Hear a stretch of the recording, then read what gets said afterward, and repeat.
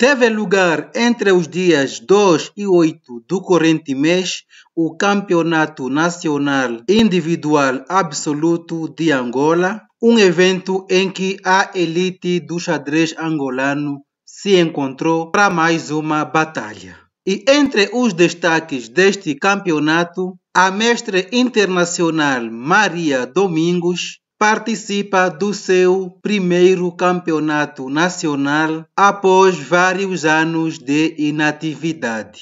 E do outro lado, a mestre FIDE Jemima Paulo, que acabava de vencer o campeonato de juniores com 6,5 pontos em 7 rondas. Além disso, Jemima foi a vice-campeã do Campeonato Nacional da edição 2024. E a vencedora deste duelo que decorreu na quarta ronda é também a grande campeã. Após a vinheta, eu volto para contar a história deste confronto histórico.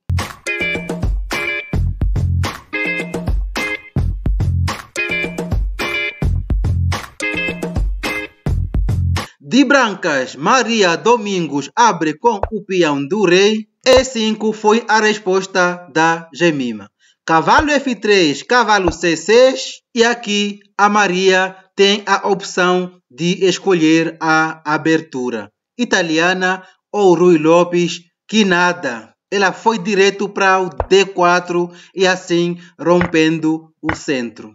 E a partida já começa a aquecer logo nos primeiros lances. Cavalo F6 ataca o peão de E. Cavalo F6 defende o peão. Bispo B4 crava o cavalo que defende o peão. E antes de defender, vieram 2 lances intermediários. Primeiro, cavalo por C6 e antes de retomar, Jemima também faz um lance intermediário, bispo por C3 com cheque e assim apenas trocaram de peças. Agora sim, o peão de E está caindo e a Maria decide defendê-lo com a dama. Jemima faz o H6, evitando a cravada. Mas Maria tinha outra ideia com este bispo. Veio bispo D3, reforça a defesa do peão e as duas fizeram o roque.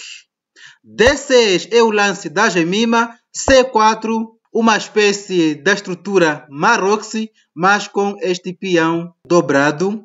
C5 ataca a dama que vai para C3 e veio o torre E8 que ataca o peão e a Maria não defendeu o peão.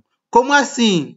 Ela desenvolveu o bispo mantendo o cavalo cravado. Se o cavalo sair, tem cheque mate. Então Jemima seguiu atacando este peão. Portanto, surgiu aqui uma mini luta por este peão de E e a Maria precisa defender com uma das torres, mas com qual das torres? Maria defendeu com a torre de F, que a máquina considerou uma imprecisão. A máquina gostava que a Maria defendesse com de A, com vistas a manter a perspectiva de avançar este peão e assim armar um grande ataque nesta coluna.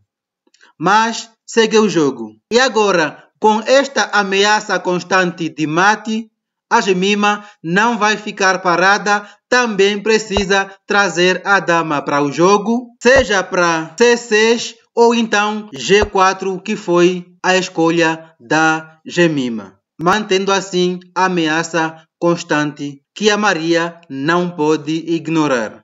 F3, além de tentar expulsar a dama desta coluna, coloca mais barreira na ação deste bispo. Mas também tem como ideia colocar uma torre na segunda fileira. E agora, com a casa de G7 defendida, o cavalo está finalmente livre para as suas manobras. Além disso, Jemima coloca mais uma peça para o ataque e a posição começa a ficar bastante perigosa. torre F2 com ideias de futura expansão deste peão e dobradinha nesta coluna. Assim, a Maria aposta em atacar nesta coluna. Jemima não se impressionou. Cavalo F4 começa uma manobra deste cavalo para poder ocupar esta casa. Além de ser um posto avançado, limita a ação deste estilingue. Grande visão estratégica de Jemima. Rei H1 e o cavalo segue sua manobra em direção à casa de D4, porém permite a expansão do peão de F e este peão não está caindo devido a este mesmo tema da casa de G7. Porque cavalo por F4 estaria entregando o cavalo, já que a dama tem que manter a defesa desta coluna. Um grande momento da partida. E aqui a dama teve apenas que sair do ataque. Opa! Está caindo aqui a torre. Então a torre faz a dobradinha, que já era uma ideia estratégica da Maria. Além disso, reforça o avanço deste peão de F. Finalmente, o cavalo chega em D4 e este cavalo é promovido a Pegasus. E além disso, o peão de E está caindo, então Maria primeiro ataca a dama e depois traz a dama para defender o peão.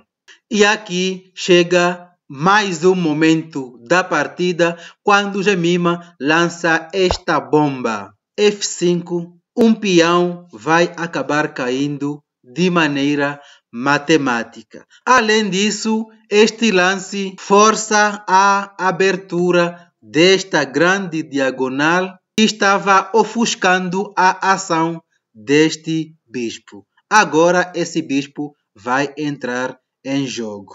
Bom, primeiro, não pode capturar porque o peão está cravado.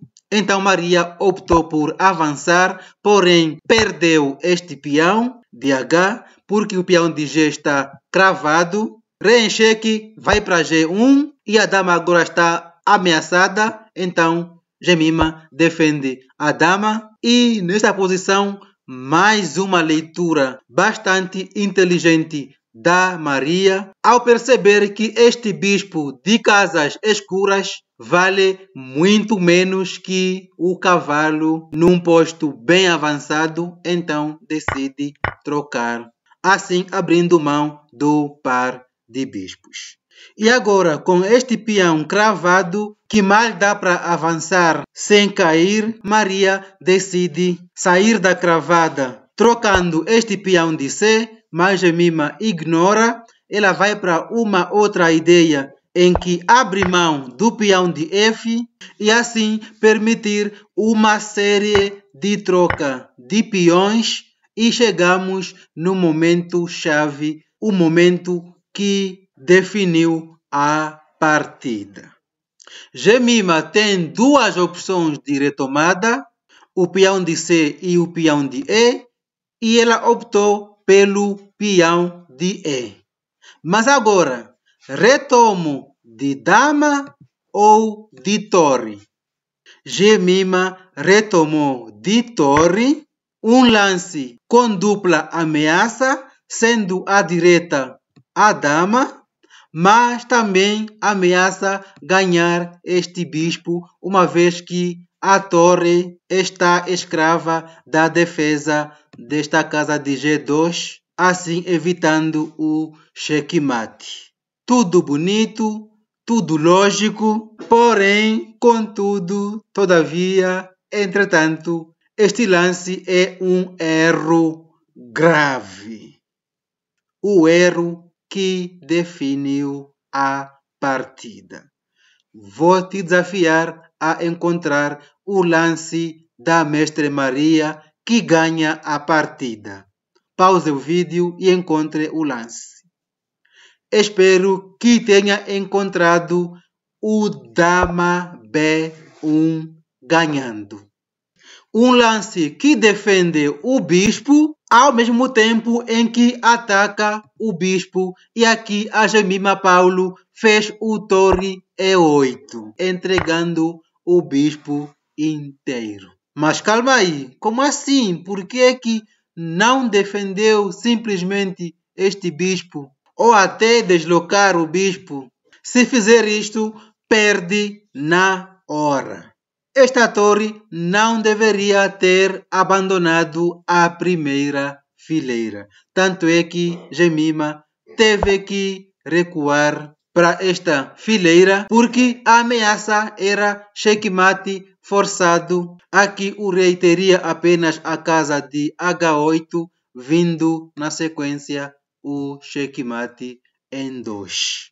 Por isso, Jemima recuou a torre para E8, de onde não deveria ter saído, ao custo, claro, de perder este bispo. E aqui a partida já está praticamente definida.